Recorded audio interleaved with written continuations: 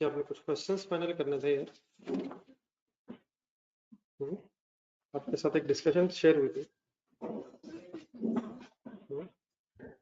कौन कौन से क्वेश्चंस है तो देखिए फिर बनाना तो है तो इसमें सर वो देख रहे हैं देख बता दो। तो अभी आपको बताता हूँ। पुराने क्वेश्चंस अभी फाइनल करने थे, नाम बताने शुरू करें जरा।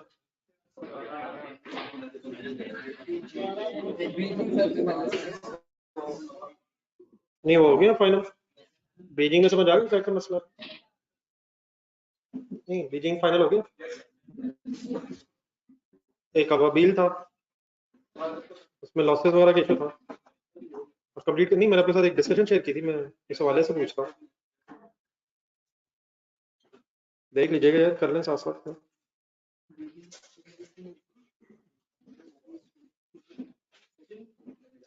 सैटरडे को मैंने आपसे कहा था कि मैं एक डिस्कशन शेयर करूंगा, उसको 40-50 मिनट की थी, इसमें सारे questions main main points discuss हुए थे। चलो सर, तो फिर होगा सर, जिन्होंने कोशिश की है कि फाइनल हो गया प्लीज चलो पेज नंबर 10 निकालना।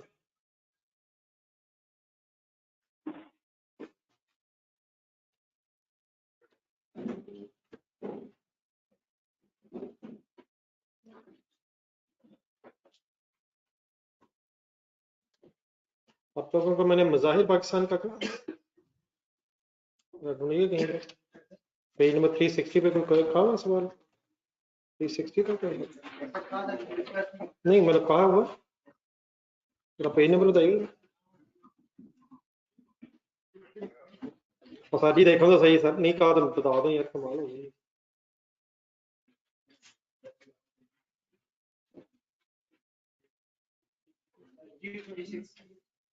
पेज नंबर 326 से निकाला।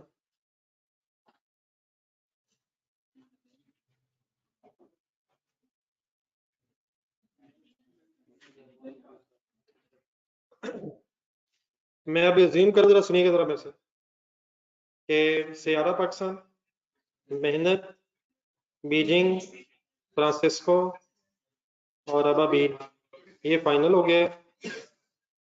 मज़ाहिर मैंने कहा नहीं, अगर तो इसको लिखा जरा होमवर्क, ये अभी इस वीक के जरा इकट्ठे कर लीजिएगा वीकेंड तक। इससे मज़ाहिर तो ये है, मार्जिनल एब्जॉर्प्शन का एक सवाल, पेज नंबर के पेज नंबर 326 मज़ाहिर। इस सवाल को करने से पहले आपने एक्स वाई लिमिटेड का क्वेश्चन रिवाइज करना है। वॉल्यूम 1 में से ढूंढना अपने मार्जिनल एब्जॉर्प्शन के चैप्टर में एक्स वाई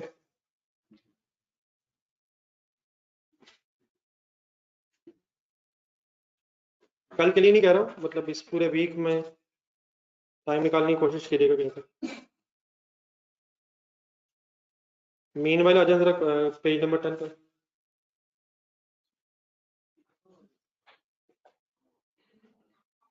पेज नंबर 10 पे क्वेश्चन नंबर 6 का था मेरा, क्वेश्चन नंबर 6 पे है।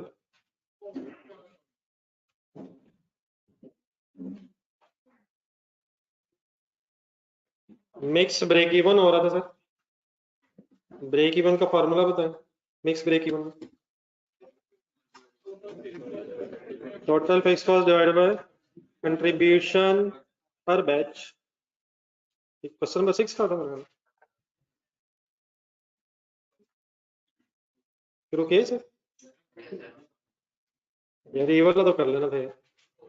क्वेश्चन नंबर 7 पे आ रहा, ये होने नहीं है, करने पड़ने, ये हो गए होंगे, हमें नहीं कहे गए, जिसको कहा होगा उससे पूछें, हम वो नहीं है, हम उस दिन नहीं आए थे, अल्हम्दुलिल्लाह रब्बिल आलमीन, शुक्र हम बच गए। यदि ये मिनिमम है, मैं एक दफा फिर आपके सामने हकीकत जरा बयान कर दूं, ये मिनिमम है जो हम पढ़ पा रहे हैं, मैक्सिमम क्यों नहीं पढ़ रहे हम? आपके पास टाइम ही नहीं है, हकीकत यही है सर। आपके पास और बहुत से सब्जेक्ट्स हैं, लेकिन वो भी तो नहीं पढ़ रहे। क्वेश्चन नंबर 7, कल संडे का क्या हुआ? वही तो नहीं हुआ। इस तरह बेटा बात बन नहीं सकती, हर गुजरता दिन एक चैलेंज है। तो minimum what we can do is जो हम क्लास में और घर में कर पा रहे हैं। हाँ, एक और चैलेंज हमारे सामने, question number 7। Ready?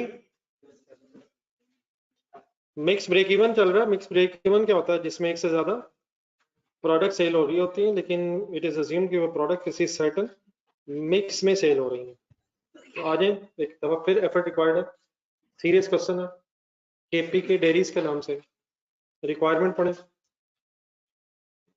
Compute break even sales in packets and rupees. अगली लाइन पूरी अंडरलाइन करने हैं रुपीज के बाद। assuming the ratio of quantity sold would be as per projections। अभी तक हमने जो मिक्स ब्रेक इवन में क्वेश्चंस किए हैं, जरा पिछला पेज देखें, जरा पेज नंबर 8 पे जाएं। जो सबसे पहले एक छोटा सिनेरियो किया था, उसके ऊपर टेबल की लास्ट लाइन पढ़े, सेल मिक्स गिवन था। Please page number 8 doesn't means 9 यार, 8 मींस प्लीज 8। ऊपर टेबल की लास्ट लाइन में सेल मिक्स दिया हुआ, क्या दिया हुआ? नेक्स्ट पेज पे जाएं, डेफिनेटली मींस 9। क्वेश्चन नंबर 5 में देखें, 1 3 4 का सेल मिक्स दिया हुआ था। क्वेश्चन नंबर 6 में आए, रिक्वायरमेंट 1 और 2 दोनों में सेल मिक्स दिए हुए थे। भागते पेज नंबर 35 पे जाए, रास्ते पर रुकना नहीं है।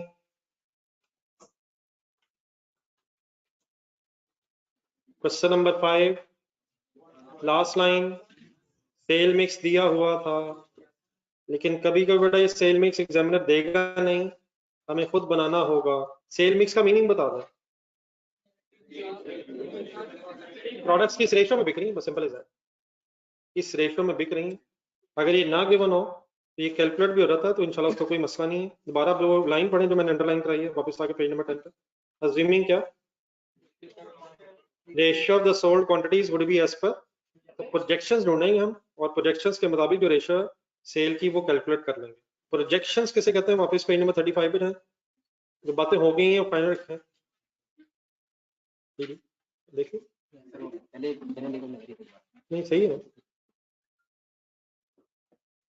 प्रोजेक्शन बेटा वर्ड याद रखिए कि बजट के लिए वर्ड है, मेरा ख्याल है क्वेश्चन नंबर 5 की सेकंड लाइन में आया होगा। अगर वहां नहीं लिखा तो एक दफा लिख लेना, लिखा उस दिन मेरा ख्याल है, शायद बोला था मैंने। Projected means budgeted financial state, projection future की बात होती है। आ जाए वापस, KPK dairies limited is planning to introduce free energy flavoured milk from 1 July 2015। In this respect, following once again projections have been made. Projected budgeted data, planned production number of packets, 3 products हैं C, I and V plus। Plan production से के बाद next line में लिखा हुआ sales. Production और sales में difference है, हो सकता है हमारा ज्यादा यूनिट्स बनाने का प्लान है ताकि स्टॉक शायद रखा जा सके। Production cost per packet, direct material, direct labour, variable overheads and fixed overheads. Selling and distribution cost per packet भी हेडिंग है, उसमें कुछ वेरिएबल आ रहा है और फिक्स आ रहा है। टोटल फाइनली उसने कॉस्ट एक निकाली है जिसमें प्रोडक्शन और नॉन प्रोडक्शन सबको इकट्ठा किया हुआ उसने। क्या ख्याल है? ऊपर वापस जाएं, कैलकुलेटर उठाएं, 100 plus 15 plus 23 plus 25 is equal to, बताओ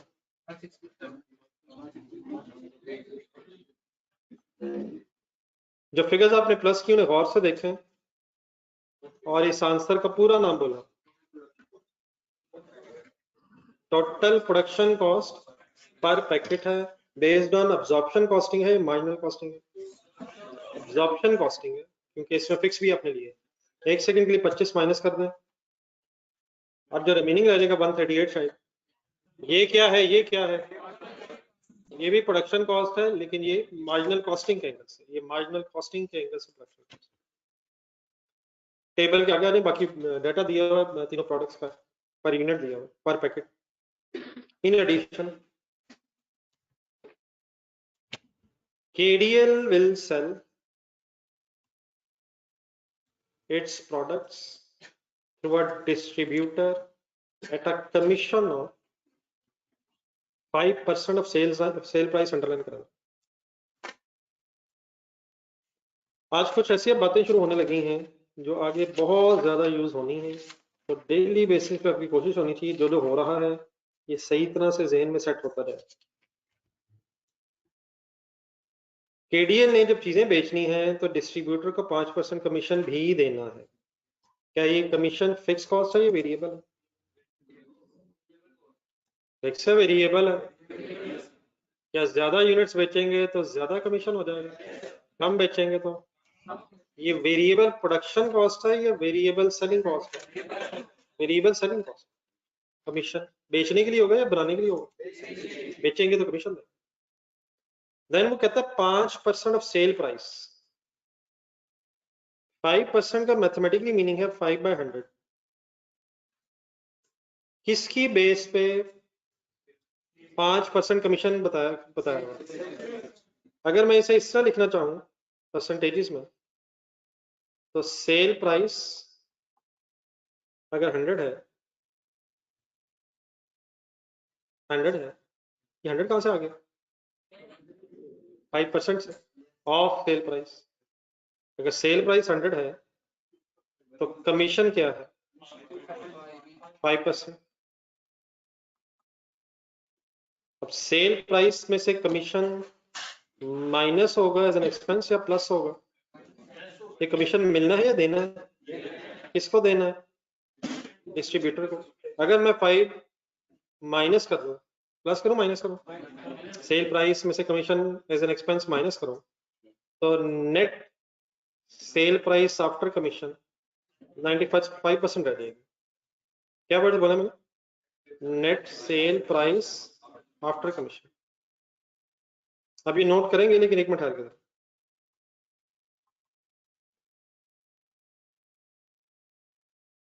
मुझे अक्सर क्लास में पता चल जाया करना है कि 100 कोई चीज है। जैसे ही परसेंटेज कहीं देखनी है मैंने, मुझे पता चल जाना कि किसी ना किसी को 100 रखा हुआ। किसको 100 रखा होता है? जो बेस होती है। मुझे कैसे पता चला कि सेल प्राइस 100 है? लिखा हुआ है, लिखा हुआ है। मुझे कैसे पता चला कमीशन 5 है? लिखा हुआ, लिखा हुआ। ये मुझे कैसे पता चला ये लेस होगा? ये कमीशन देना है, इनकम में से कमीशन लेस होगा, तो नेट कमीशन 95%। अगर ये कमीशन 2% होता, what is 100, what is 2, what is 97? Nothing is 97, 98 होना था। तो जादू तो है नहीं, जादू थोड़ी होना था कि 2 लेस करके 97 होता था। 98 होना था। आप आराम से बाद में नोट कीजिए, बताता हूँ कहाँ लिखना है आपने। जरा एंड से आगे पढ़ रहा, यहाँ तक बात सही है मेरी online students?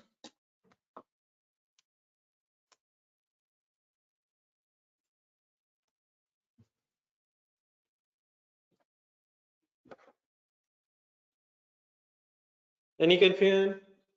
And sir, expects to earn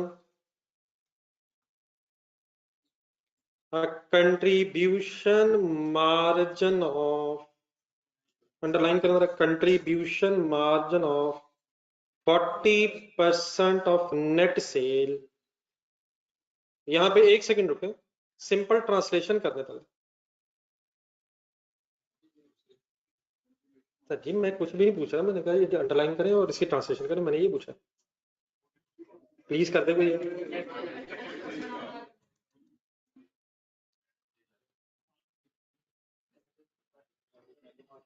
contribution margin जो है वो नेट सेल्स का 40% है, बस ये पूछा था मैंने आपसे। अब नेट सेल उसने किसे कहा है? आगे एक्सप्लेन किया उसने आगे एक्सप्लेन किया। दैट इज, आई का मतलब बता रहा हूँ। दैट इज किसको कह रहा है? दैट इज नेट सेल वो किसे कहना चाहता है, वो एक्सप्लेन कर रहा है। That is sale minus distributors commission. उसने आपको ये जो कंट्रीब्यूशन मार्जिन की परसेंटेज है 40%, ये किसकी बेस पे दी है? प्लीज ऐसे नहीं करें। मैंने एक मासूम सा सवाल पूछा है, कंट्रीब्यूशन मार्जिन की परसेंटेज 40% उसने किसकी बेस पे दी है? नेट सेल्स की बेस पे दी है। नेट सेल उसने किसे कहा है? सेल में से कमीशन लेस करके। ऐसे ही है। अगर ये ना लिखा तो पेज नंबर 1 पे जाए भागते थे। आपको पता है ये जो CS रेशो है ये किसकी बेस पे होती है? सेल प्राइस की बेस पे होती है, लेकिन नेट सेल प्राइस की बेस पे होती है या सिर्फ सेल प्राइस की बेस पे होती है? अपने ज़हन में प्रॉफिट लॉस स्टेटमेंट बनाए जरा। अगर मैं कभी आपके सामने लफ्ज बोलूं सेल, तो उसमें से कोई खर्चा लेस हुआ होता है? सेल खर्चे उसमें से लेस होने होते हैं। अगर कोई कमीशन देना है किसी को, तो क्या सेल में से लेस करके लिख देंगे या सेलिंग एक्सपेंसेस में आके कमीशन को सेलिंग एक्सपेंसेस में प्लस करेंगे? सेलिंग एक्सपेंसेस में प्लस करेंगे। सेल में से तो माइनस ना कभी किया ना कभी करेंगे। लेकिन उसने आपको जो परसेंटेज दी है कंट्रीब्यूशन मार्जिन की, वो किसकी बेस पे दे दी है? क्या परसेंटेज देना, उसकी बेस बताना ये एग्जामिनर का काम है? या हम पहला सवाल ये उठा देंगे ये कैसे हो सकता है? क्या हो सकता है प्रॉफिट की परसेंटेज आपको कॉस्ट की बेस पे दी हो? क्या सेल्स की बेस पे भी हो सकती है? क्या प्रोसेस लॉस इनपुट की बेस पे भी हो सकता है? आउटपुट की बेस पे भी हो सकता है? पेज नंबर 4 पे जाइएगा पीछे, या क्वेश्चन नंबर 4 है, पेज नंबर 7 है। क्वेश्चन नंबर 4 ढूंढे, अल्टर वाला। क्या डिफेक्टिव यूनिट्स की परसेंटेज ऊपर 0.1, पेज नंबर कौन सा? 7.1 ऊपर एडिशनल इंफॉर्मेशन। क्या डिफेक्टिव यूनिट्स की परसेंटेज इंस्पेक्टेड यूनिट्स की बेस पे हो सकती है? क्या गुड यूनिट्स की बेस पे भी हो सकती है? तो परसेंटेज कितनी और किसकी बेस पे है, ये काम किसका है? एग्जामिनर का। आप नौजवानों का काम क्या है? जो बेस उसने रखी है उसकी बेस पे डिसीजन लिया। वापिस आए पेज नंबर 10। कमीशन की परसेंटेज उसने किसको बेस बना के बताई है पिछली लाइन में? सेल्स। अब सेल प्राइस से हम रात net sale price. Sale price से क्या मतलब है? अगर सेल प्राइस आपके सामने वर्ड बोला जाए तो without deducting anything, without deducting anything sale, gross sale. Gross क्या लेते हैं लफ्ज सरा नेट के एंगल से। नेट किसे कहेंगे? और फिर अगर उसी के एंगल से मैं ग्रॉस बोलूं, मतलब इधर इधर ही है जो नीचे मैंने परसेंटेज लिखी है, ये 95 आपने भी मुझे क्या बताया था? तो फिर ये जो 100 था ये क्या? ये ग्रॉस सेल प्राइस। अब मैं सिर्फ इसलिए लिख रहा हूँ कि यहाँ नेट एक वर्ड यूज हुआ होगा, वरना हम सेल प्राइस कहते हैं किसको? जो शायद ग्रॉस होती है, जिसमें से कोई भी खर्चा माइनस ना हुआ हो। ये सारी बात मेरी ध्यान में रखे। दोबारा जाएं जरा सेकंड लाइन में, वापस सेकंड लाइन में बताएं क्या चीज किसका कितने परसेंट है, प्लीज बोलना है।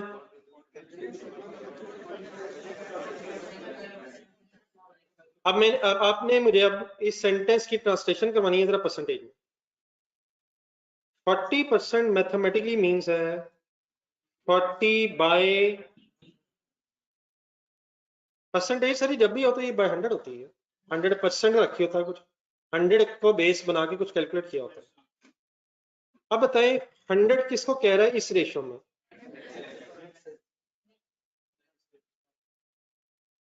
What is 100?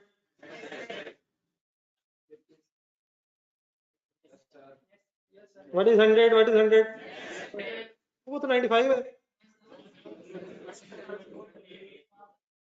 What is 100? Net cell. हमारी भी समझ नहीं आ रही, कभी 95 कहते हैं कभी 100 कहते हैं। हमारी समझ आ रही है। वापस पिछली लाइन में आएगा। उसने कमीशन आपको बताया सेल प्राइस की बेस पे,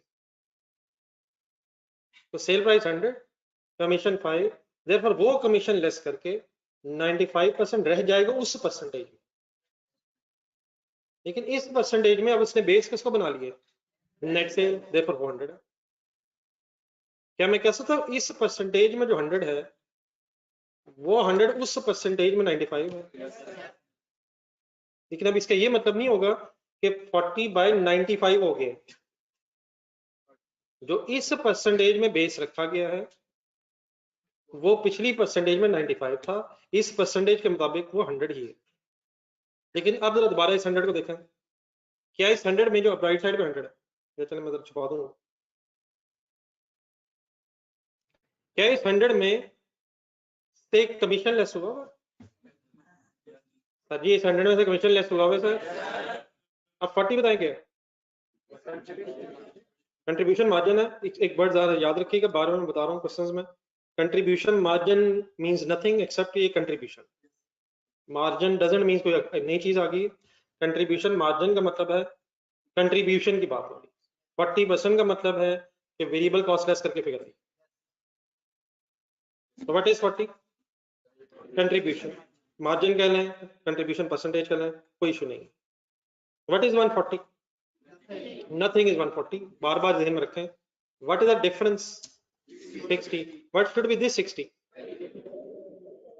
कौन सी वेरिएबल कॉस्ट? टोटल प्रोडक्शन की या नॉन प्रोडक्शन की? दोनों का मतलब, प्रोडक्शन भी नॉन प्रोडक्शन भी।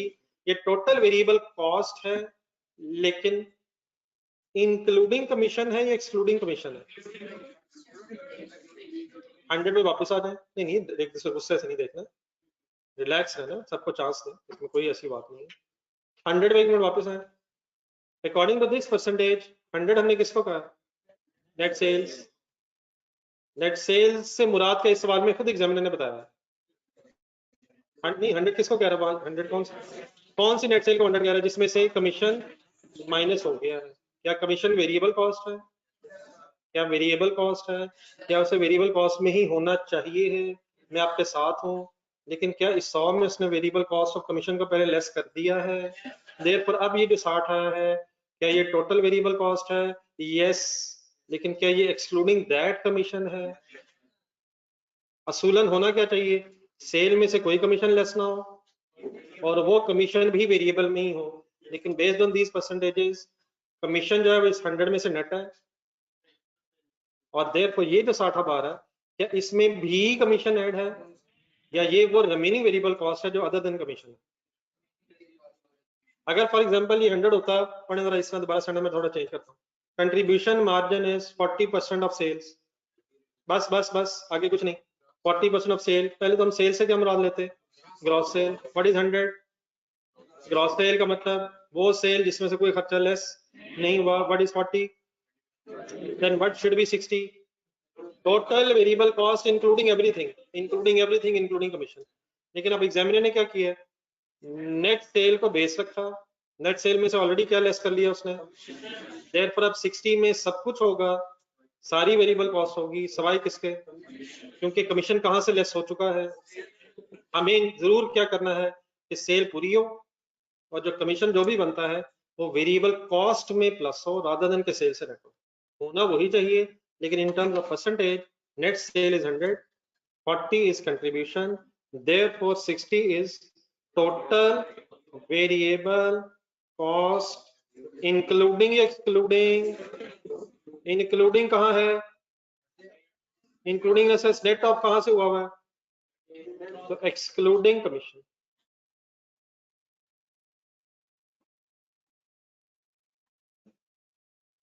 any confusion?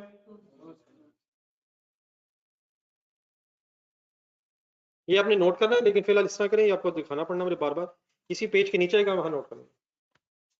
बेटा जान मोहम्मद ये गुस्सा नहीं करना है। 60 ही बैलेंसिंग फिगर आनी है, 55 बैलेंसिंग फिगर नहीं आ सकती है। 100 माइनस 40 55 गैर मुनासिब हरकत है। ये 60 अगर आप ये कहना चाहते हैं ना, तो असल में ये शायद 65 है, लेकिन इस तरह भी ना कहें। वो 5 जो है 100 में से माइनस है, और देयरफॉर इस 60 में उस 5 के अलावा सारी वेरिएबल कॉस्ट है। ठीक है।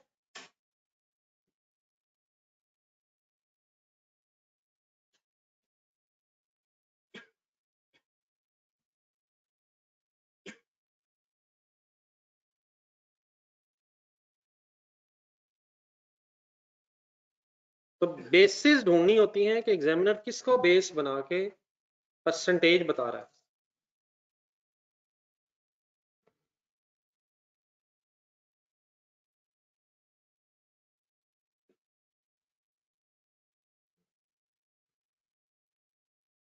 बहरहाल मेरी बात में कोई कंफ्यूजन होगी। ये दो अलग अलग परसेंटेजेस उसने बताई हैं। फर्स्ट परसेंटेज में सेल को बेस रखा और दूसरी में नेट सेल को बेस रखा। सिर्फ सेल वर्ड बोला जाए तो वो ग्रॉस सेल है। ग्रॉस सेल का मतलब जिसमें से एक्सपेंसेस लेस नहीं हुए।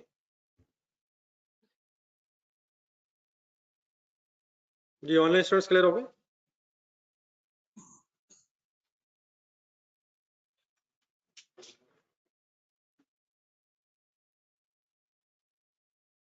हाँ, इस पूरी स्टोरी का मीनिंग ये है कि अगर कहीं से हमें, बल्कि डाटा देखें एक नजर, हमें टोटल वेरिएबल कॉस्ट जो है वो टेबल से मिल जानी है। ढूंढने किसकी किस किस की बात की है मैंने? डायरेक्ट मटेरियल नजर आ रहा है, डायरेक्ट लेबर नजर आ रही है, वेरिएबल ओवरहेड्स नजर आ रहे हैं? नहीं नजर आ रहे सर। विदाउट देखे आप यस कैसे कह सकते हैं? बोर्ड से तो नजर नहीं आ रहे। मैंने 3 दफा जान के यस सुना है और आपका ध्यान बोर्ड पे था। ना करें सर, इतने अरसे बाद आप आए और इस तरह मेरे साथ मजाक करेंगे। भाई से कहीं बुक साथ रखे, जरा शेयर कर लें भाई। क्या डायरेक्ट मटेरियल आपका नजर आ रहा है? अब नजर आना शुरू हुआ है। डायरेक्ट लेबर, वेरिएबल ओवरहेड्स, क्या नीचे सेलिंग एक्सपेंसेस में वेरिएबल नजर आ रहा है?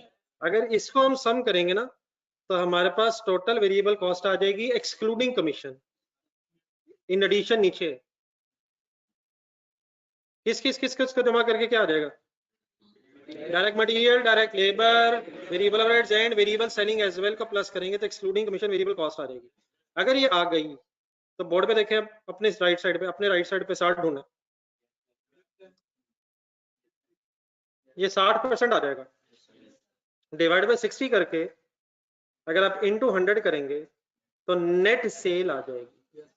अगर वो नेट सेल आ गई तो दूसरी परसेंटेज देखें लेफ्ट साइड पे, उस वो नेट सेल हमारी दूसरी परसेंटेज के एंगल से 95% होगी। तो वहां से फिर 100% मींस ग्रॉस सेल निकालना।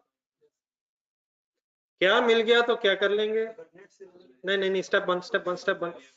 वेरिएबल कॉस्ट इकट्ठी कर लेंगे एक्सक्लूडिंग कमीशन, तो 60% फिगर मिल जाएगी हमें। 60% को बेस बना के इनिशियली जो राइट साइड पे 100 आएगा वो नेट सेल आ जाएगी, और नेट सेल को हम दूसरी अपनी परसेंटेज में यूज करके ग्रॉस सेल बना लेंगे। बाकी चलो मैं अभी वर्किंग आपको सामने करता हूँ, लेकिन आई होप कि जहां तक जितनी बात हो गई है कुछ समझ आ गई। अब आए रिक्वायरमेंट की तरफ। दोबारा एक नजर रिक्वायरमेंट देखें, क्या फाइंड आउट करना हमने? अब रजिस्टर खोलना है।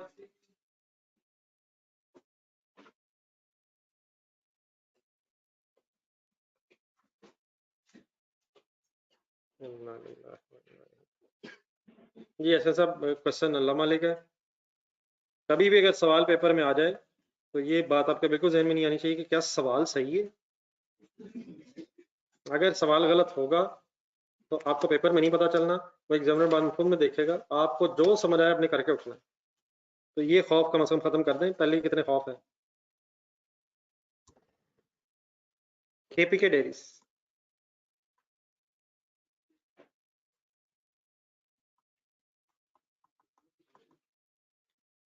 KPK dairies break even sales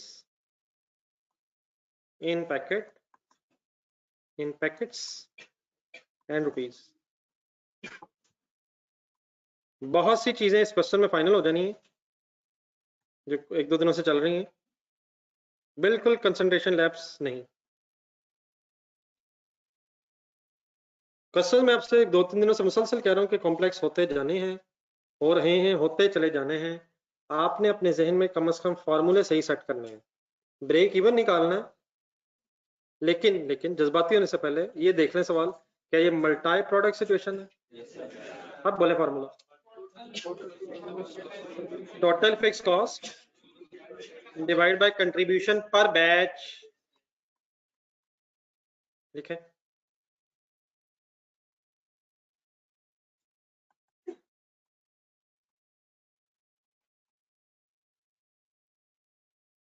formula लिख के जरा आधा को सफा छोड़ दें, नीचे आ जाए। Total fix cost divide by contribution per batch. सबसे पहले आज जरा एक बैच वाला वर्ड चल रहा है 2 दिनों से, ये बैच मींस एग्जैक्टली क्या है और मैं पिछले दिनों में क्या कहता रहा हूं, जरा इसको मेरे साथ पहले रिवाइज कर रहा था।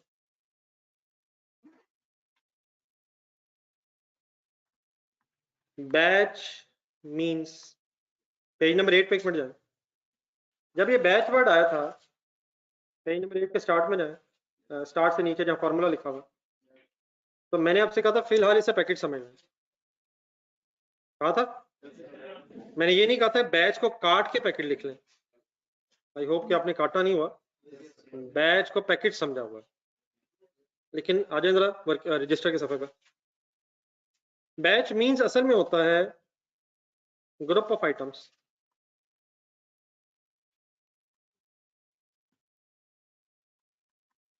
कुछ आइटम्स को अगर इकट्ठा कर दिया जाए तो वो एक सॉर्ट ऑफ इकट्ठा करके जो ग्रुप सा बन जाता है उसे बैच कहते हैं। तो what is the meaning batch है यहां तक? Group of something, group of items. अब ग्रुप ऑफ आइटम से मुराद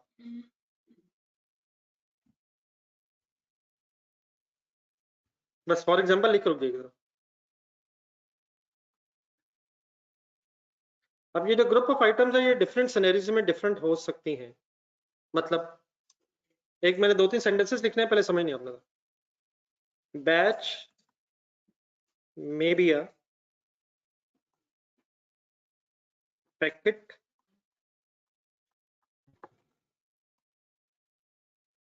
batch may be a packet containing units। Page number 8 पे दोबारा जाए, ऊपर जो टेबल बना हुआ है उसकी लास्ट लाइन सेल मिक्स तक दिया हुआ था, मैंने वो 3 प्लस 1 करके आपको 4 लिखवाया था। सर लिखवाया था, मेरे उस 4 का मतलब था कि अगर 4 यूनिट्स का एक पैकेट बनाया जाएगा तो उस पैकेट में 3 और 1 सेल मिक्स है। तो batch may be a packet containing units. अगला सवाल देखें, question number 5 page number 9। W x और वाई के यूनिट से, डब्ल्यू एक्स और वाई के यूनिट से बैच कैसे बना हुआ था? 1 3 4 कैलकुलेट कर लें जरा, 8 बनता है ये। तो यहाँ एक पैकेट सॉर्ट ऑफ 8 यूनिट्स का था जिसमें 1 3 और 4 परसेंटेज थी। तो batch may be a packet containing units. मैंने अपनी इस लाइन में बैच किससे कहा है? पैकेट को कहा है, यूनिट्स को कहा है? पैकेट को कहा है जिसमें कुछ यूनिट्स हैं। लेकिन एक मिनट जरा, बैच में बी अ बॉक्स, डब्बा कंटेनिंग पैकेट्स, हो सकता है। मसलन फॉर एग्जांपल, अल्लाह करे कोई इत्तेफाक हुआ, ये जो कुछ चिप्स के जो पैकेट्स होते हैं लेज वगैरह के, बॉक्स में टाइप होता है, कार्टून क्या लगता है? कार्टून नहीं, कार्टन यार, स्पेलिंग वैसे ही होते हैं। मतलब उस बॉक्स में क्या होता है? पैकेट्स। ये भी हो सकता है। अब मैंने बैच किसे कहा है यहाँ? बॉक्स को कहा है, पैकेट्स को कहा है? हमारी भी समझ नहीं, कभी हम पैकेट को कह रहे हैं। क्या ये डिफरेंट सिचुएशंस में से हो सकता है? पैकेट में कुछ यूनिट्स भी एक बैच हो सकता है, बॉक्स में पैकेट्स भी एक बैच हो सकता है। पॉइंट नंबर 2 में बैच बॉक्स है या पैकेट है? बॉक्स। अगर आप ब्रेक इवन, आप इसमें इंटरेस्टेड हो सकते हैं कि आप कैलकुलेट करें मैं कितने बॉक्सेस बेचूं कि ब्रेक इवन हो जाए। और अगर आपको ये पता हो कि उस बॉक्स में पैकेट्स कितने हैं तो क्या आप नंबर ऑफ पैकेट्स भी फाइंड आउट कर सकते हैं। और अगर आपको ये पता चल जाए उस पैकेट के अंदर यूनिट्स कितने हैं तो वहां भी पहुंच सकते हैं। बॉक्स से पैकेट्स और पैकेट्स में यूनिट्स का पता चलता है। तो अगर हमें क्वेश्चन में यूनिट्स का डेटा होगा तो एक पैकेट भी पैकेट भी बैच बन सकता है। अगर पैकेट्स दिए होंगे तो एक बॉक्स सॉर्ट भी विजुलाइज किया जा सकता है। गेम और आगे आप भी आगे। बैच में B maybe a truck containing boxes.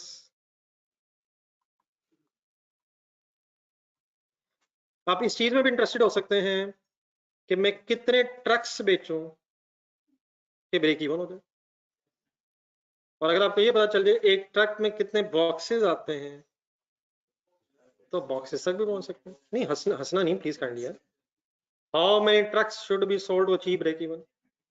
और अगर आपको ये बता दिया जाए कि उस ट्रक में सपोज 50 बॉक्सेस होते हैं तो आप नंबर ऑफ ट्रक्स निकाल के नंबर ऑफ बॉक्सेस तक भी पहुंच सकते हैं। अगर आपको ये बता दीजिए उस बॉक्स के अंदर एक एक में कितने पैकेट होते हैं तो क्या पैकेट तक भी आ सकते हैं। और अगर उन पैकेट में कोई यूनिट्स भी होते हैं तो यूनिट्स भी आ सकते हैं।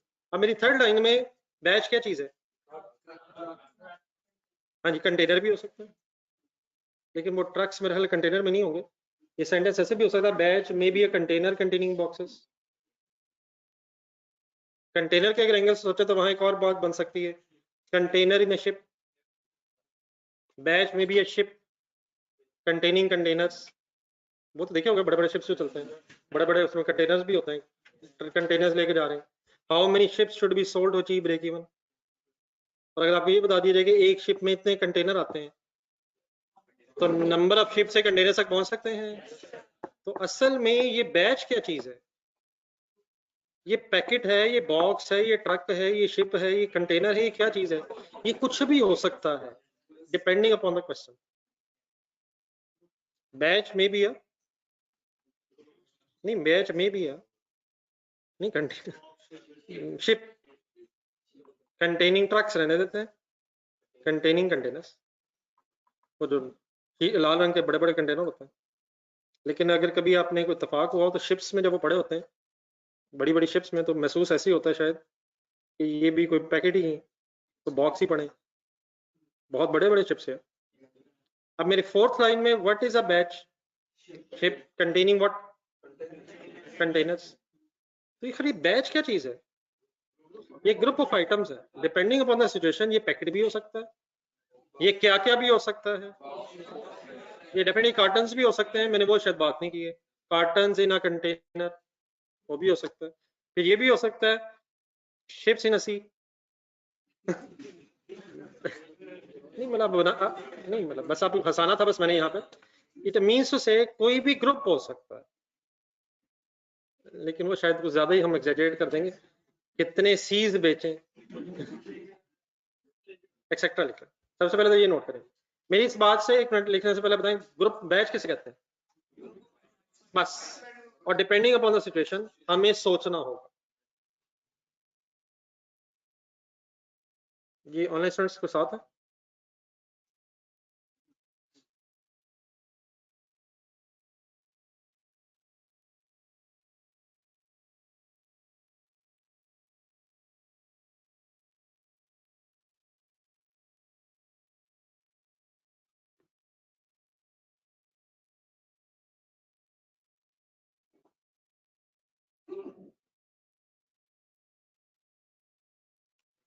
ये जरा दरवाजा खोल दो मैं आपको ज्यादा ही हफ्सा हो ये बाहर वाला भी खोलना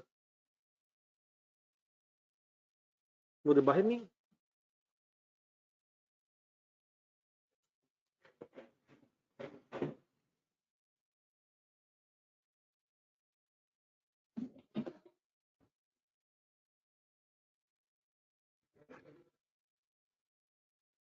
तो बैच मीन सर जी फाइनली क्या है ग्रुप ऑफ आइटम्स। बस ये ध्यान में रखें बाकी अकॉर्डिंग टू सिचुएशन इंशाल्लाह कर लेंगे।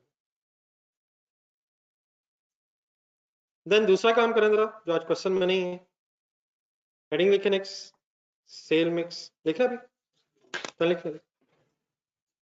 ठीक है sir group of something group of items.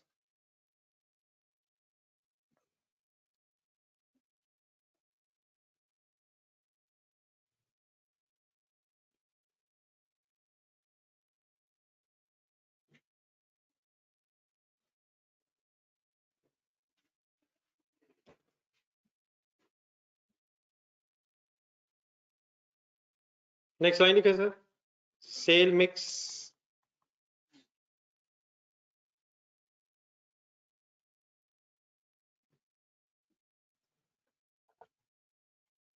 चीजें प्रॉपर्ली एक्सप्लेन हुई होनी चाहिए, रिवीन करनी पड़नी चीजों को बार बार। सेल मिक्स में भी आपको दिखा रहा था पिछले क्वेश्चन में 3 1 1 3 4 1 4 और ऊपर क्वेश्चन नंबर 6 में डिफरेंट सेल मिक्स। लेकिन जरा क्वेश्चन देखें, इसमें सेल मिक्स बताया नहीं हुआ, लेकिन एंड में एक लाइन लिखी हुई है अज्यूमिंग सेल मिक्स गिवन नहीं है, लेकिन तरीका उसने जरूर बताया। क्या कहना चाहता है, ratio of quantity sold would be as per projections. तो अगर कभी सेल मिक्स बनाना पड़ जाए तो आपने पहले क्वेश्चन में ढूंढना है कोई लाइन, तो वो लाइन हमें मिल गई एंड में कि जो रेशियो ऑफ क्वांटिटी सोल्ड है वहां से हमने परसेंटेज फाइंड आउट करनी है। तो उसका तरीका सुने, अगर ये अवेलेबल ना हो, ऊपर चले जाए जहाँ डाटा स्टार्ट में दिया हो, टेबल जहाँ बना हो शुरू में, प्रोडक्शन भी दी हुई है, सेल भी दी हुई है, दी हुई है। किसकी बेस पे हमने मिक्स बनाना है, सेल्स की बेस पे। सुने तरीका, प्रोडक्ट्स का नाम बता, P plus I plus and V plus.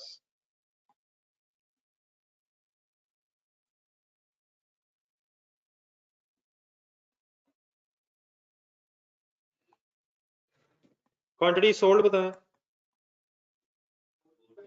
4 to 5 000 2 5 5 000 1 7 0 000। Cell mix अगर कभी बनाना पड़ जाए तो आप क्वांटिटी सोल्ड ढूंढेंगे, क्वांटिटी सोल्ड, देन एक नेक्स्ट स्टेप ये करेंगे, कैलकुलेटर पकड़ना, इनका सम कर लेना आपने।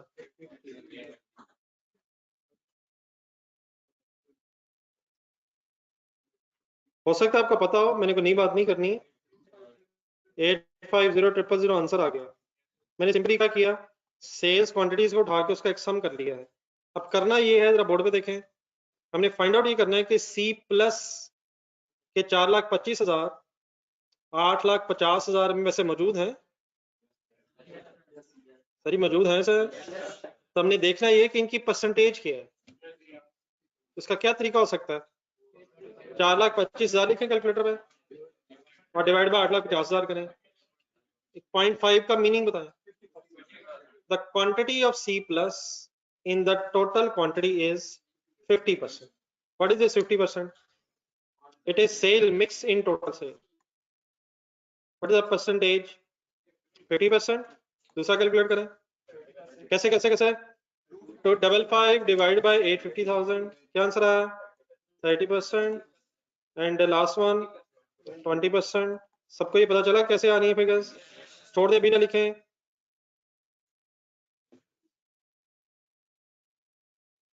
अब ये बेटा एक परसेंटेज आ गई है, 50%, 30% एंड 20%।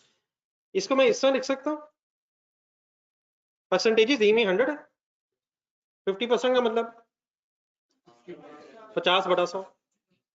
अगर टोटल यूनिट 100 है, अगर टोटल यूनिट 100 है तो C प्लस के यूनिट्स 50, I प्लस के 30 और B प्लस के 20 होंगे। मैं इसे ऐसे कह सकता हूं कि sale mix is 50 30 20 is equal to 100। मतलब अगर 100 पैकेट्स का एक बैच बनाया जाए तो उस बैच में 50 30 और 20 respectively C plus I plus और B प्लस होंगे। ये मैंने क्या बनाया जो पहले पता नहीं था, सेल मिक्स बनाया जो अवेलेबल नहीं था। लेकिन एक मिनट ठहरे जरा, क्या ये जरूरी है कि 100 पैकेट्स का एक बैच हो? क्या 10 पैकेट्स का भी एक बैच हो सकता है? लेकिन अगर 10 पैकेट्स का बैच होगा, आपको पता है कि 5 3 और 2 CI और V प्लस के होंगे। वो क्यों एक तो जीरो लगा हुआ था, अच्छा बना इनके साथ, वो किधर गया? आपको पता चलिए 10 में से 5 क्यों लिखा मैंने?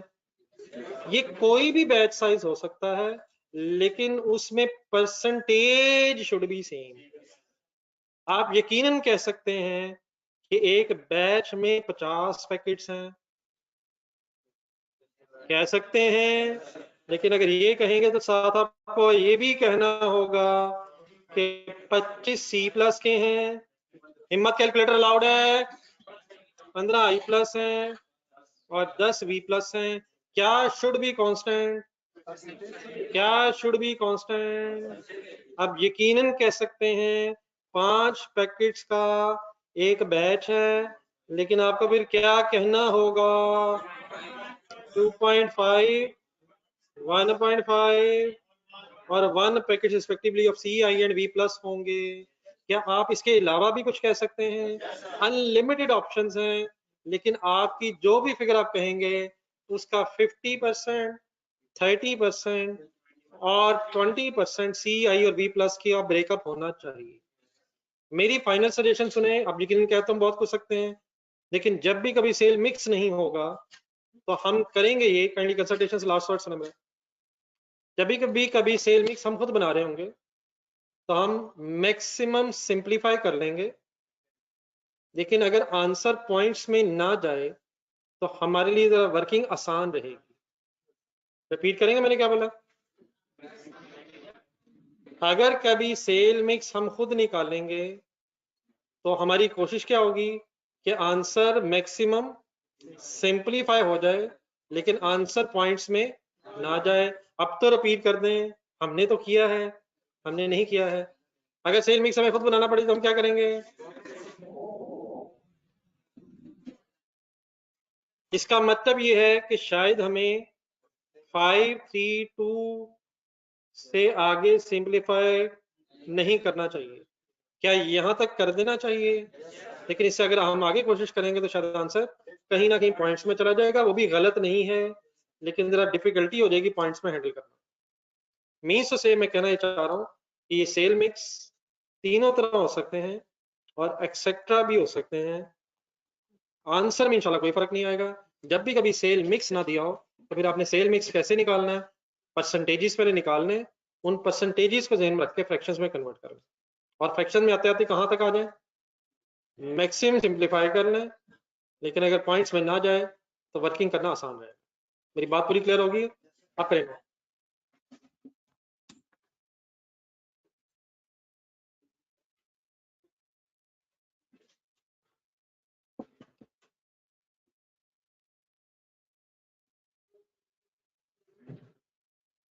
जी ऑनलाइन स्टूडेंट्स, मेरी आवाज का तो नहीं इशू कोई?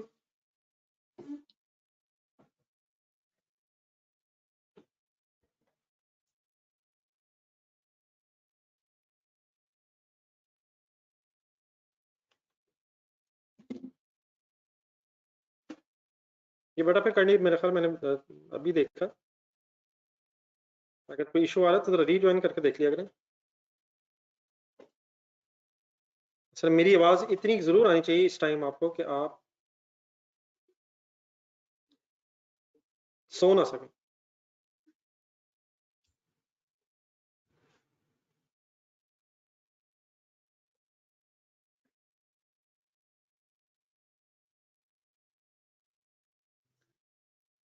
क्या स्टोरी बना समझिए जी अपनी सेल मिक्स में? ठीक है कोशिश करें, कोशिश करें अपना अपना अपने आप को बताएं।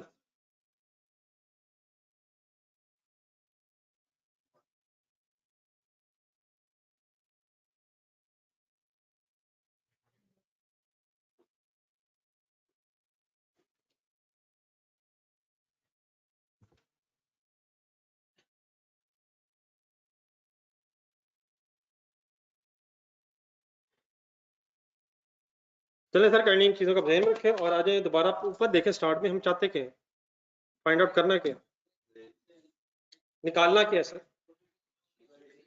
ब्रेक इवन सेल निकालनी है। क्या क्या चाहिए होगा? टोटल फिक्स चाहिए, कॉस्ट चाहिए और कंट्रीब्यूशन पर मैच चाहिए। आए डाटा पढ़ें, अब जरा टोटल फिक्स कॉस्ट ढूंढने की कोशिश करें। आए हेडिंग लिखें। टोटल फिक्स कॉस्ट से वैसे मीनिंग क्या है? प्रोडक्शन की या नॉन प्रोडक्शन की? टोटल से मुराद क्या है? पर यूनिट या टोटल अमाउंट? टोटल अमाउंट चाहिए। ढूंढने जरा डाटा है। फिक्स कॉस्ट कहीं नजर आ रही है? कहाँ कहाँ नजर आ रही है? प्रोडक्शन में भी नजर आ रही है और सेलिंग में भी नजर आ रही है, सेलिंग एंड डिस्ट्रीब्यूशन में भी नजर आ रही है। लेकिन प्रॉब्लम क्या है, नजर कैसे आ रही है? पर यूनिट नजर आ रही है। पर यूनिट अगर नजर आ जाए तो टोटल बना सकते हैं हम। प्रोडक्शन कॉस्ट जो पर यूनिट है, प्रोडक्शन फिक्स कॉस्ट जो पर यूनिट है, ये किसकी बेस पे आई होगी? Production fix cost per unit निकालने का फॉर्मूला क्या बनाया गया होगा? Production fix cost per unit बनाने का तरीका क्या बनाया गया होगा? प्रोडक्शन फिक्स कॉस्ट ली गई होगी, divide by number of unit sold लिए होंगे, नंबर ऑफ यूनिट प्रोड्यूस लेने थे यार। तो क्या आपके पास number of units produced available है? क्या पर यूनिट अवेलेबल है? क्या मल्टीप्लाई करके वो आ जाएगा? किसको क्या मल्टीप्लाई करके क्या आ जाएगा? प्रोडक्शन फिक्स कॉस्ट और पर यूनिट जो यूनिट्स दिए हुए हैं, यूनिट से मल्टीप्लाई करके अमाउंट आ जाएगी। नीचे आए जरा, एक फिक्स सेलिंग कॉस्ट भी दी हुई है।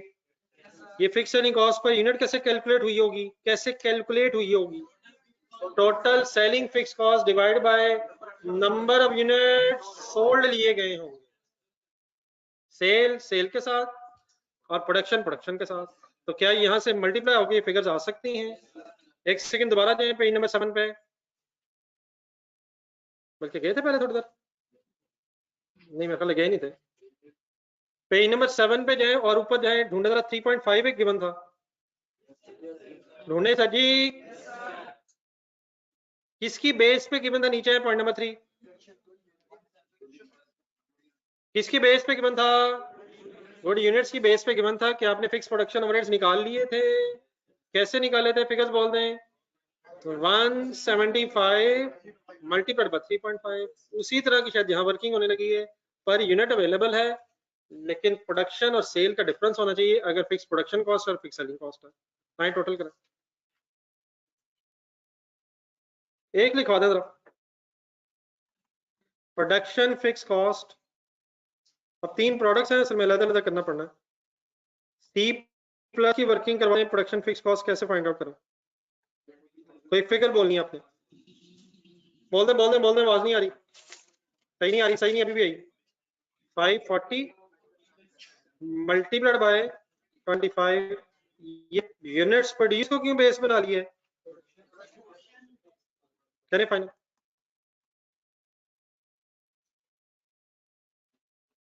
बड़ी बड़ी फिगर्स आनी आने में।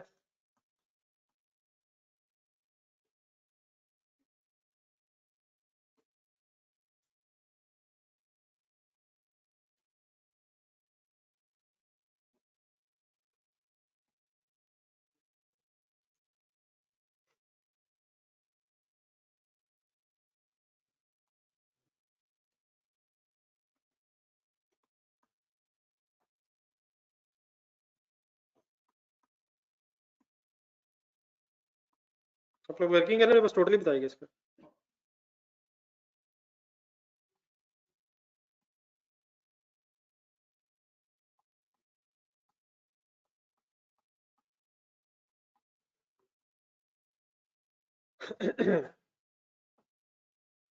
Five 40 into 25 to 75,000 into 22 and 185,000 into 20। Concept समझ आ गया? प्लीज साइनिंग भी कर लें जी, मैं एक मिनट करता हूँ, आप लोग अपनी फिगर्स पूरी करें।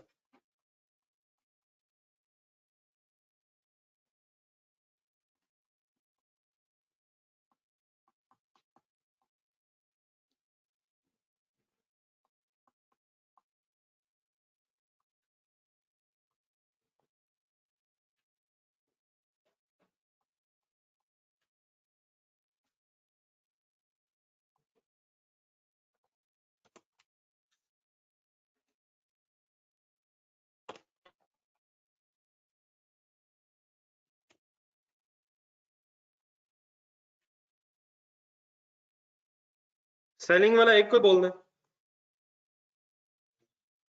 क्वांटिटी नहीं बेटा 540 तो नहीं होगा ना यार, 425 मल्टीप्लाई बाय 5 सोल्ड की बेस पे होगा ना यार, तो 25 सो 255 into 5, इसका सेम ही दिया पर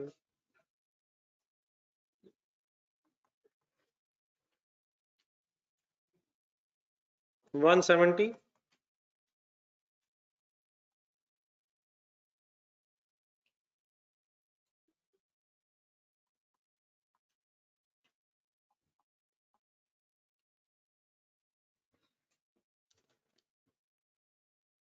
इंडिविजुअली आप लोग सोल्व कर लें, मुझे total production cost fix cost बता दें। 23,250,000 फिक्स सेलिंग 4,250,000 और final break grand total fix cost हो 1 मिनट बस करने दे, बाकी करने बच्चों।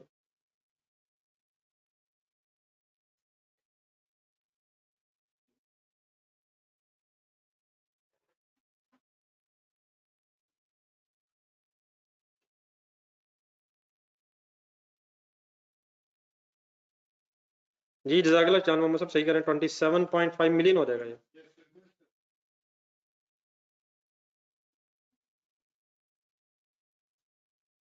जी डेफिनेटली 850 से भी आ सकती है और ऊपर टोटल प्रोडक्शन कॉस्ट भी की जा सकती है, लेकिन आपकी सेलिंग इसलिए आ गई है क्योंकि यहाँ पर यूनिट 5 सेम है लेकिन ऊपर पर यूनिट डिफरेंट है, तो टोटल करके आ सकती है, लेकिन वो इसी वजह से आ गई क्योंकि हर प्रोडक्ट का पर यूनिट 5 कैलकुलेट हुआ है।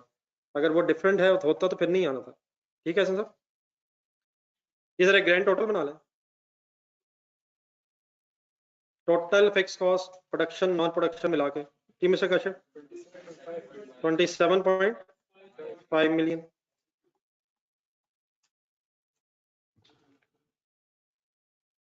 नहीं 37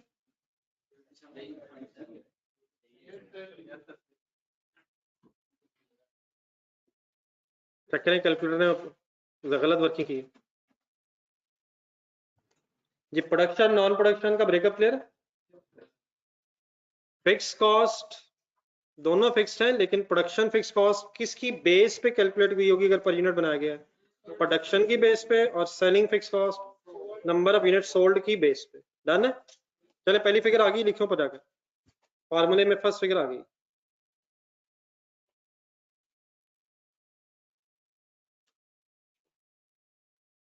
$27.5 मिलियन।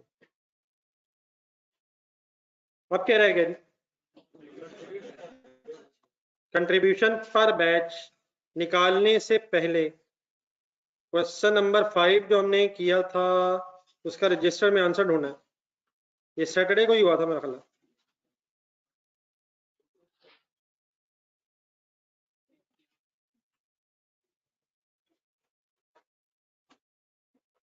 सैटरडे को ही हुआ था, प्लीज ढूंढे। अब सैटरडे को आई होप के सब अवेलेबल थे यार। पहले इस तरह करें, पेज नंबर 8 पे 1 मिनट जाएं, जिन्होंने खोल भी लिया जरा बुक का भी पेज नंबर 8 निकालो जरा। ये बुक में पेज नंबर 8 पे 84 की बात हो रही है इस time. 84 was contribution per batch. आपसे रिक्वेस्ट है ढूंढ के बताएं कैसे आई थी। नहीं फिगर बोलनी है, फिगर बोलनी 25 और 9 contribution per unit multiplied by sale mix. अब देखें क्वेश्चन नंबर 5 का आंसर। क्वेश्चन नंबर 5 में आपने contribution per unit of W x और वाई कैलकुलेट की है, कर ली है। फिगर बोले कोई? फिगर फिगर फिगर ना ना, मैंने भी पर यूनिट बोला है 1525 सॉरी 2560। आगे आगे आगे पहले पर यूनिट आई है और देन मल्टीप्लाइड बाय 1 3 और 4 होके सेल मिक्स से मल्टीप्लाई करके कंट्रीब्यूशन पर बैच बनी है। अब इस क्वेश्चन में नेक्स्ट पेज पे वंस अगेन पहले हम क्या करेंगे, कंट्रीब्यूशन पर आज यूनिट की जगह पैकेट निकलेगी, ऐसी है। और देन अभी सेल मिक्स बनाया वर्किंग में ढूंढे, जब ये पर पैकेट निकल आएगी, पर बैच निकल आएगी, तो पर पैकेट जब निकल आएगी तो पर बैच कैसे बनाएंगे? मल्टीप्लाइड बाय कौन सा सेल मिक्स फाइनल हुआ हुआ है? Multiplied by 5 3 and 2। पहले क्या निकलेगा? पर पैकेट और then multiplied by sale mix to get the contribution per batch. फर्क सिर्फ ये है कि यहाँ जो डाटा है वो यूनिट्स के एंगल से नहीं है, वो पैकेट्स के एंगल से, तो पैकेट्स का एक बैच बनना है। तो इन्वर्ट्स का सही फाइनल करने के लिए आए जरा वर्किंग में दोबारा। क्या फाइंड आउट करना है? बोलना है बोलना है बोलना है। निकालनी कंट्रीब्यूशन पर बैच है, लेकिन ये वर्किंग शुरू कहां से होगी? कंट्रीब्यूशन ना ना ना ना, ये वर्किंग कभी इससे नहीं शुरू होगी। पहले क्या फाइंड आउट होगा? कंट्रीब्यूशन पर यूनिट की जगह आज पर पैकेट की बात लिखें।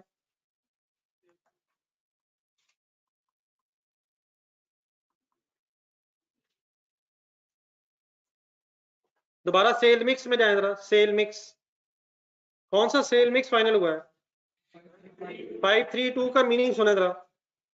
अगर 10 पैकेट्स को मिला के एक बैच बनाया जाए तो उस बैच में 5, 3 और 2 सी आई और वी प्लस होंगे।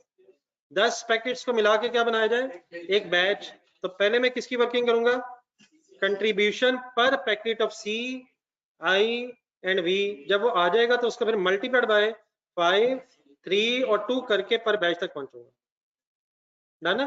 तो इन क्वेश्चन में कोई शॉर्टकट नहीं है, पहले क्या निकालना पड़ता है और देन फिर पर बैच में आना पड़ता है सेल मिक्स को देख के। अब वर्किंग शुरू करें। Product name C plus I plus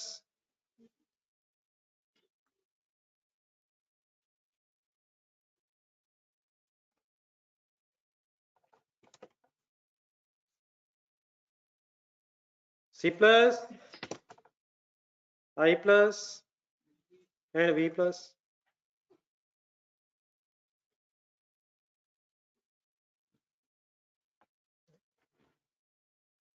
starting point.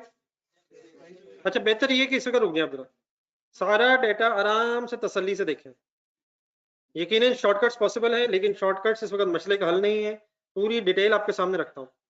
Contribution per packet अगर मैं निकालनी है तो स्टार्टिंग पॉइंट सेल प्राइस पर पैकेट ढूंढे, कोई मसला नहीं, आगे चले।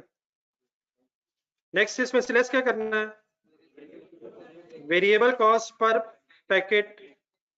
वेरिएबल कॉस्ट में क्या क्या शामिल होना चाहिए? प्रोडक्शन भी, नॉन प्रोडक्शन भी। लिस्ट बनवाएं। डायरेक्ट मटेरियल लिखवाएं। डायरेक्ट मटेरियल की फिगर्स लिखवाएं। 100, 98, 97। कहां से देख के लिखवा रहे हैं? Direct labour 15, 13, 15, 13, 12। वेरिएबल ओवरहेड्स लिखवाएं 23, 19, 16। तीनों का मेरे कहने पे वैसे ही टोटल करवाएं। नहीं जज्बाती नहीं हो, कैलकुलेटर दोबारा अलाउड है। 138, 130, 125। वो 163 आया था फिक्स कॉस्ट मिला के, तब फिक्स कॉस्ट की बहस नहीं हो रही, सिर्फ वेरिएबल कॉस्ट। रुक जाए रुक जाए रुक जाए, मैं लिख रहा हूँ। एक सिर्फ क्या चीज आई अभी, इसका पूरा नाम बताया। 138, 130, 125 वेरिएबल प्रोडक्शन कॉस्ट। क्या बस बात खत्म? आगे क्या है? ढूंढे। वेरिएबल सेलिंग कॉस्ट कितनी गिवन है?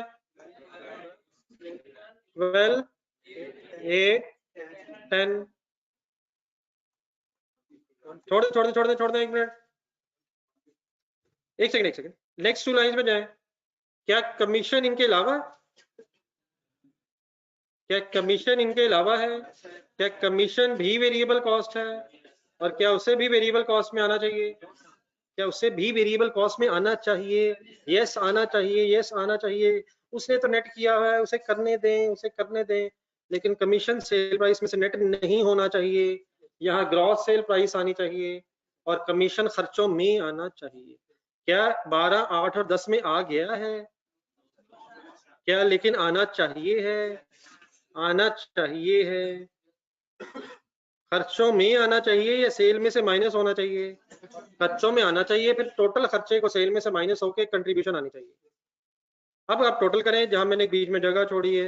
138 में 12 प्लस करें 150। क्या ये टोटल वेरिएबल कॉस्ट है? क्या ये टोटल वेरिएबल कॉस्ट है?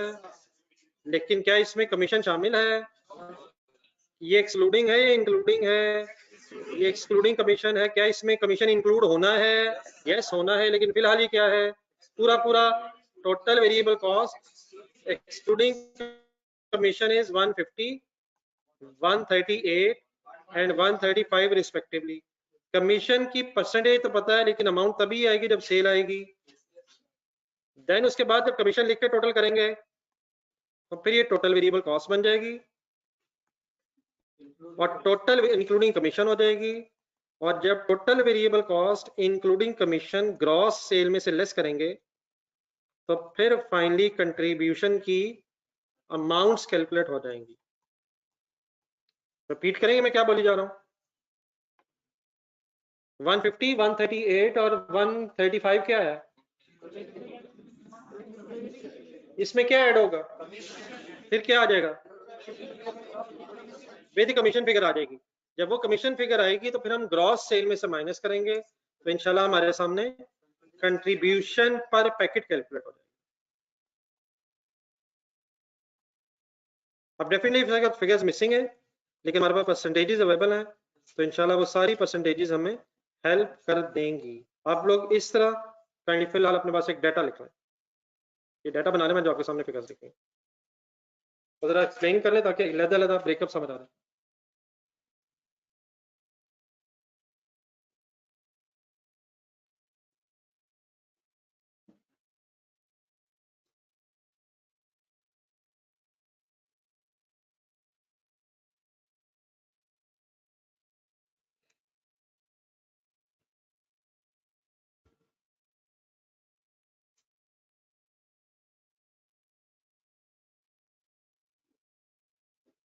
जी ऑनलाइन स्टूडेंट्स को बात फॉलो कीजिए प्लीज।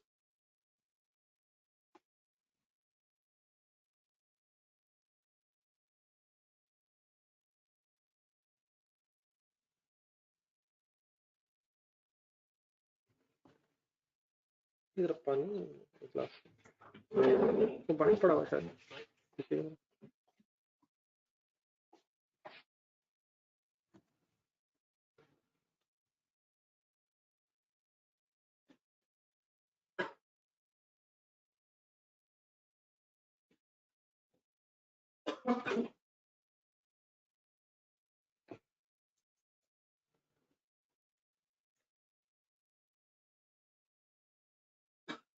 सप्ताह नहीं आया?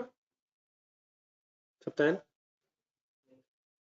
क्या खरीद नहीं, मतलब तबीयत खराब है क्या वैसे?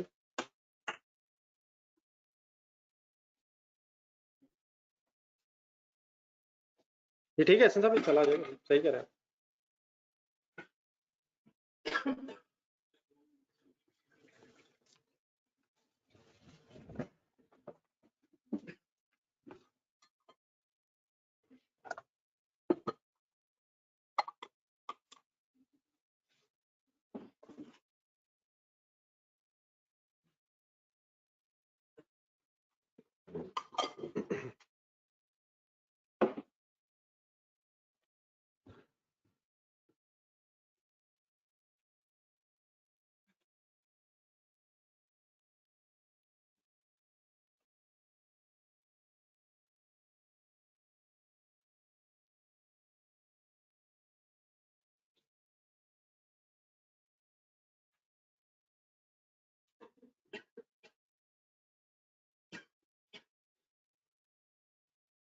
नहीं जान मोहम्मद साहब ठहर जरा।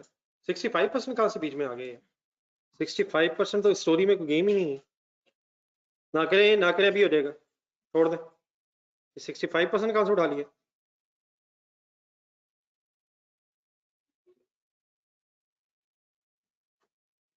जी अगर नोट कर लेंगे तो करनी बताना जरा। जी लास्ट लाइन्स में से जी mister Kashif and his friends.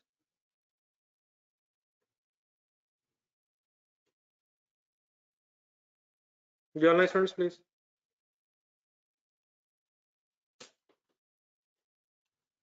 कोई नहीं अलग शुक्र है कैलकुलेटर, इससे नहीं इंशाल्लाह कुछ होता है।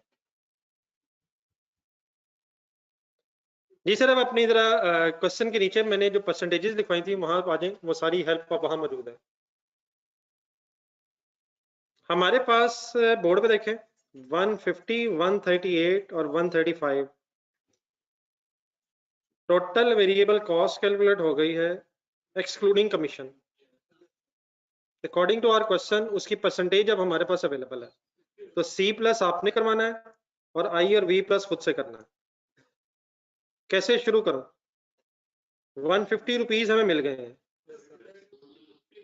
राइट साइड पे जो आपकी परसेंटेजेस लिखी हुई हैं प्लीज उस पे आ जाएं, अपने आपके राइट साइड पे। ये कितने परसेंट है? तो डिवाइड बाय 60 इंटू 100, जो फिगर आएगी आपने उसका पूरा नाम बोलना है, नेट सेल, बस रोकना भी है, नथिंग एल्स। किससे क्या निकाला आपने? वेरिएबल कॉस्ट एक्सक्लूडिंग कंट्रीब्यूशन से आपने नेट सेल निकाल दी है। लेकिन अब दूसरी परसेंटेज देखें, क्या ये 250 जो है दूसरी परसेंटेज के मुताबिक 100% अमाउंट है या 95% अमाउंट है? अब क्या करूं, यहां डिवाइडेड बाय 95 इंटू 5 करके कमीशन भी आ सकता है, और इंटू 100 करके पूरा बोले क्या आएगा? Gross sale price. आंसर बताएं। राउंड अप करना है, जब भी आ जाए बस 2 डिजिट्स पे वाइंड अप करना। 263.16 क्या है ये रिपीट कर दें, कैसे पहुंचे ग्रॉस सेल तक? क्या मिला था हमें पूरे वर्ष में? Total variable cost excluding commission मिली थी 150 डिवाइड बाय उसकी परसेंटेज और मल्टीप्लाई बाय उसका 100, नेट सेल आ गई। नेट सेल दूसरी परसेंटेज के मुताबिक डिवाइड बाय 95 इंटू 100 करके ग्रॉस सेल आ गई। मुझे बात पूरी करने दें, एक मिनट बोर्ड पे देखें। ये 263.16 जो आ गया ये हमारी सेल प्राइस बन गई। कैलकुलेटर पकड़ने दोबारा, पूरा करवा दें पूरा। 263.16 लिख के 5% से मल्टीप्लाई करें, ये क्या आया? क्या आया? 13.16 क्या आया? कमीशन बोर्ड पे देखें। 150 क्या था? 150 एक्सक्लूडिंग कमीशन था, उसमें 13.16 ऐड कर दें, 163.16 पे आ गया, पूरा बोल दें। क्या ये टोटल वेरिएबल कॉस्ट अब पूरी होगी इंक्लूडिंग कमीशन? अब ऊपर सेल में से माइनस कर दें, 263.16 से माइनस कर दें, कर दें कर दें कर दें। 100 क्या आया? Contribution per packet. बिल्कुल ठीक हो गया, समझ आ गया? ये देख के लिख लें और कंडी आई और वी फाइनल कर। जी बिल्कुल ठीक है, मैं आता हूँ उस पर भी, वो भी तरीका है, लेकिन उसमें मसला क्या है मैं बताता हूँ।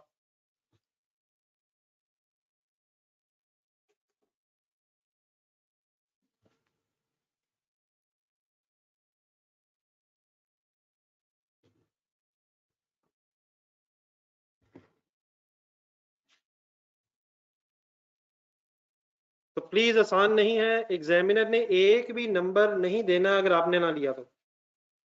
अगर आप ये समझें कि आपने फीस जमा कराई है, एग्जाम हॉल में जाएंगे 10-15 तो दे ही देगा, ऐसी बिल्कुल बात नहीं, उसने एक भी नहीं देना। उसने बिल्कुल नहीं सोचना बच्चे बड़े दूर से आए हैं, हॉल में आए हैं, थक गए होंगे, एक दो तो दे दूं, उसने एक दो छोड़े, उसने आधा भी नहीं देना। आपको एक एक नंबर के लिए मुसलसल एग्जामिनर से लड़ना है।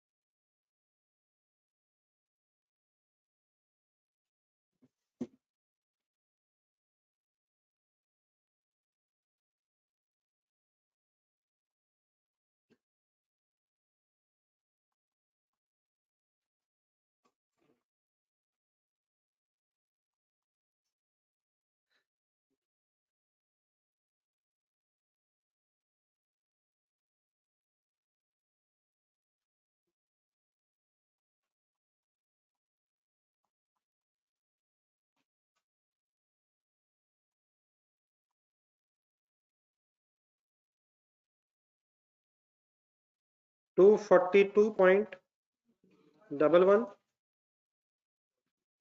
236.84. Commission respectively is 12.11, 11.84.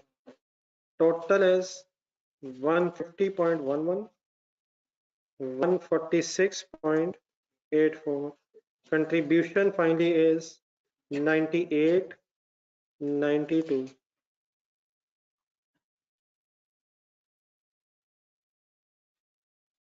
जी जानू में सब ठीक है, लेकिन आपने थोड़ा सा राउंड ऑफ कर लिए तो बिल्कुल एक्सेप्टेबल है। मैंने जरा पॉइंट्स में 2 डिजिट तक लिखा, आपका मेरे साथ नेट कंट्रीब्यूशन का आंसर जरूर मैच करेगा, क्योंकि फिर आपने कमीशन भी, मुझे पूरी उम्मीद है कि राउंड करके लिखा होगा।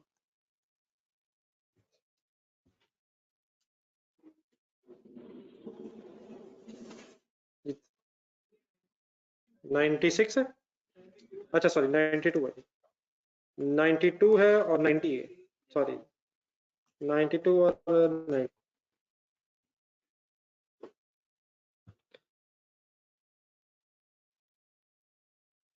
जी काशिफ नजर आ रहा? नहीं ये इधर से नहीं, बोर्ड वाला मतलब मैं छोटा किया जरा।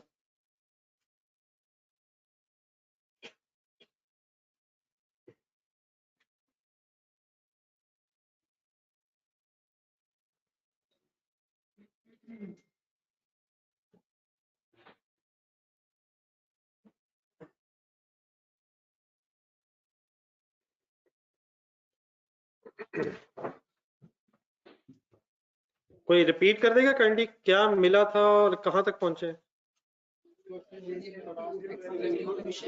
रिपीट कर दें। बोल दें। मेरी आवाज आ रही है? अपना अपना बोल दें।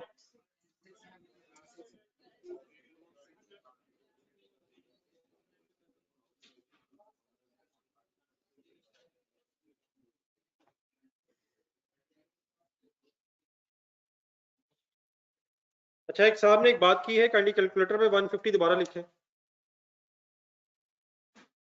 और फुल कंसंट्रेशन से मेरी बात सुनिए, मैं क्या कह रहा हूँ। 150 का नाम बता दें।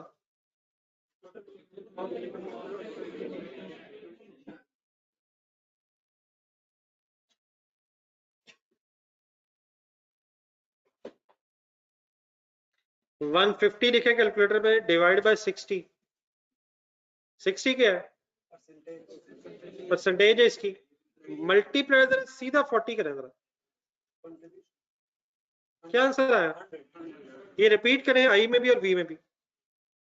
138 divide by 60 into 40, 135 divide by 60 into 40, 90। क्या कैलकुलेट करवाया ये मैंने? किससे क्या कैलकुलेट करवाया? Total variable cost excluding commission से मैंने आपको कंट्रीब्यूशन कैलकुलेट करवाई है। लेकिन अब ये ना कह दीजिए कि इतनी लंबी वर्किंग का फिर फायदा क्या हुआ। हमें ये वर्किंग करके ये फिगर्स तो मिल जाएंगी, लेकिन क्वेश्चन की रिक्वायरमेंट में जाए जरा, हमें सेल भी निकालनी है। तो जब पैकेट्स आ जाएंगे तो मल्टीप्लाइड बाय क्या होना है? कौन सी सेल प्राइस? सेल प्राइस हमेशा ग्रॉस सेल प्राइस होती है, तो उसकी आपको फिर भी जरूरत पड़नी ही थी।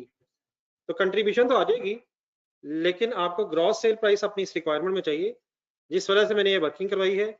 बात समझ आ गई है? वैसे अगर सिर्फ कंट्रीब्यूशन पर यूनिट निकालनी होती तो आप डायरेक्टली 60 से डिवाइड करके मल्टीप्लाई बाय 40 करके वर्किंग कर सकते थे, कर सकते हैं।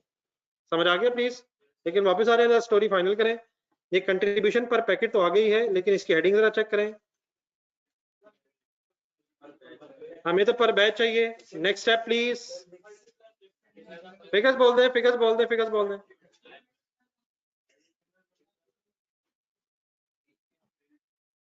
प्लीज फिगर्स बोल दें। 100 मल्टीप्लाइड बाय 5 प्लस बोलने multiplied by 3 plus 90 multiplied by 2 956 पर बैच। थोड़े से वर्ड्स मैंने एक्स्ट्रा लगाने रुके जहां भी हैं। 956 पर बैच, पर 1 बैच या पर 10 बैच? पर 1 बैच। पर बैच, पर यूनिट में बोलूं तो पर 1 यूनिट, पर बैच, पर 1 बैच, लेकिन पूरा मीनिंग क्या है? पर batch containing 10 packets, containing 10 packets in the ratio of, in the ratio of, in the ratio of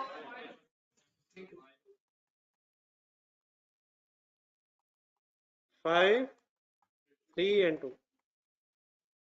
तो ब्रैकेट में पूरा एक्सप्लेन करना है। बैच एक ही है ये, लेकिन उस बैच में कितने पैकेट हैं? 10 पैकेट्स हैं, और किस रेशो में है? 5, 3, 2। ये फिगर उठाएं, इसको वहां ले जाएं जहां इसने जाना है, और number of batches break even के निकाल लें। मुझे जागना होगा अभी और अभी।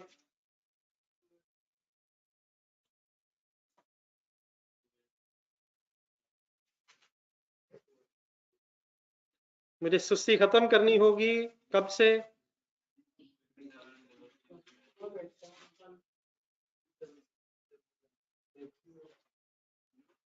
तो जब कंट्रीब्यूशन पर पैकेट आ जाती है तो मल्टीप्लाइड बाय सेल मिक्स करके आप contribution per batch find out कर लेंगे, और after calculating contribution per batch, अब आप नंबर ऑफ बैचेस निकाल सकते हैं ब्रेक इवन के।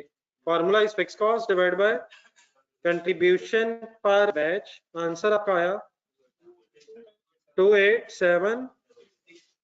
राउंड ऑफ करें सर जी, मेरा ख्याल है रहने दें। 286, 28766 क्या बैचेस? लेकिन बैचेस पे बात अभी खत्म नहीं हो रही है, हमें पैकेट्स निकालने हैं। तो हर बैच में कितने पैकेट हैं? 10 हैं, और 10 का ब्रेकअप क्या है? इंटू 5 इंटू 3 इंटू 2 करके सी प्लस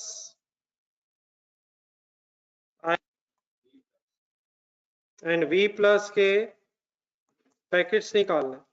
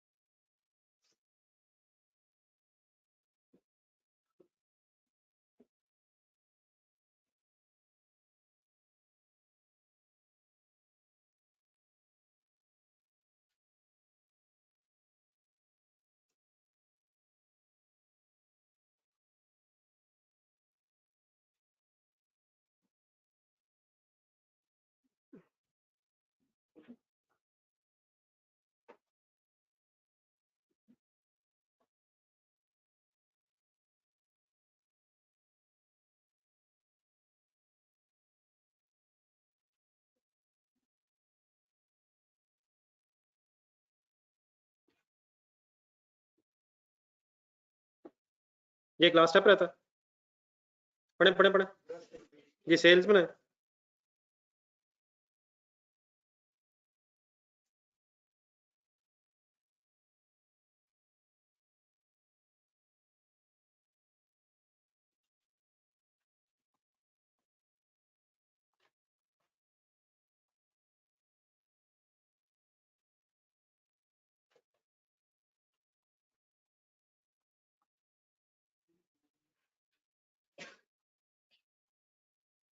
कौन सी सेल प्राइस है? 263.16 ये फिगर्स आप निकालना, फिगर्स आप निकालने 243.11 एंड 236.84 मैं सब मिल रहा हूँ, बाकी आपको कैलकुलेशन कर लें, बड़ी बड़ी फिगर आएंगी, लिख लें आप 236.84 break even units multiplied by sale price per unit. इसमें ना असल में जब वर्किंग आप कर रहे हैं ना तो उसमें कोई भी फॉर्मेट हो सकता है, वर्किंग का कोई भी हार्ड एंड फास्ट फॉर्मेट नहीं है। थोड़ा बस प्रेजेंट इस तरह से होना चाहिए, प्रेजेंट इस तरह से होना चाहिए कि एग्जामिनर आपकी फिगर्स को ढूंढ सके अगर आपने लिखी है, तो इसमें कोई हार्ड एंड फास्ट प्रेजेंटेशन नहीं है, आपको जैसे कन्वीनियंटली समझ आए। फिलहाल तो हम मिसाल लिख रहे हैं, लेकिन बाद में जब अपनी वर्किंग करें तो प्रेजेंटेशन का फॉर्मेट, वर्किंग के फॉर्मेट में कोई इशू नहीं है, अनलेस कहीं मैं बताऊं जी कोई फिगर गलत लिखी है मैंने। तो 42.1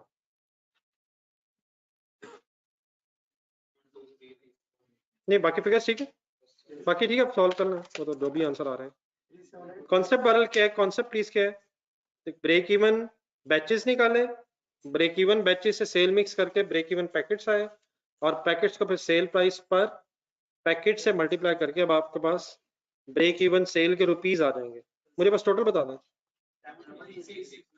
7236 देख अभी एक ही फिगर आनी चाहिए, रहने दीजिए, टोटल आपका से बता दें, टोटल आ जाएगा, सॉरी आ गया है, बस आने दें।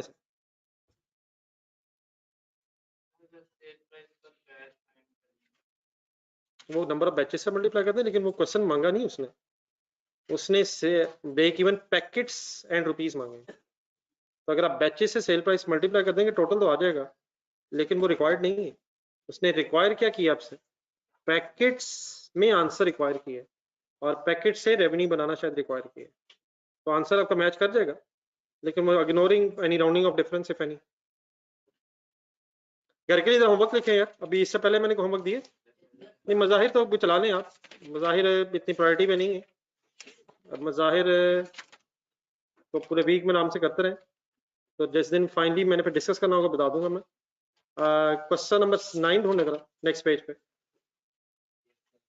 पहली प्रायोरिटी पे ये जरा सॉल्वेंट रखें।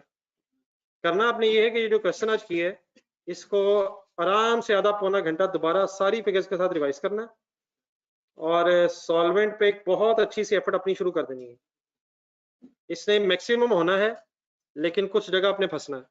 तो कौन सा क्वेश्चन दे रहा हूँ, क्वेश्चन नंबर 9। पहले क्या कहा मैंने, पूरा रिवाइज करें, ये वाला जो क्वेश्चन है इसके सारी फिगर्स रिवाइज करें, और फाइनली सॉल्वेंट को टाइम दें। मुजाहिर सेकंड प्रायोरिटी पे रखें, टाइम निकलेगा इंशाल्लाह, लेकिन पहली प्रायोरिटी इसको आज रखिएगा। अल्लाह हाफिज़।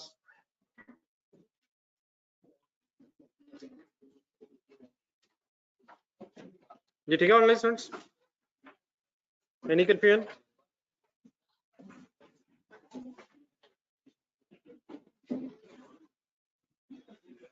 अल्लाह हाफिज़।